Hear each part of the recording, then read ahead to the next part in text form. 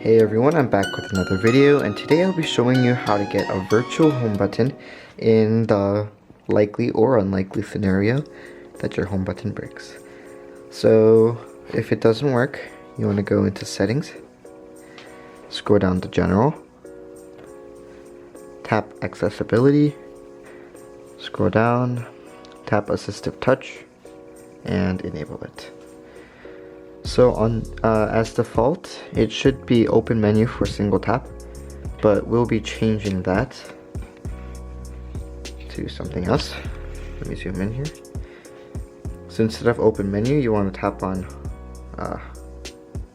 home, and then tap double tap, and then since that one opens up multitasking, tap multitasking, and long press to open Siri.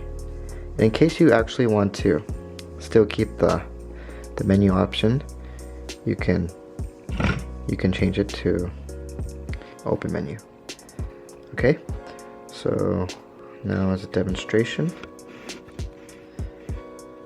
Okay, so single tap brings it to home, double tap brings you to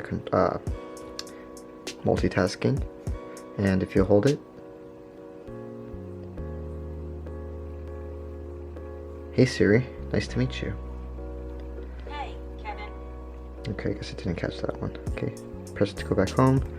And it even works on the lock screen, where instead of pressing home to unlock it, you could press that button. And that's it. Okay, so thank you for watching my video. If you liked it, please give me a thumbs up or subscribe. And if you want more videos like this, be sure to wait for more videos, I guess. And this was how to get a virtual home button on any iPhone.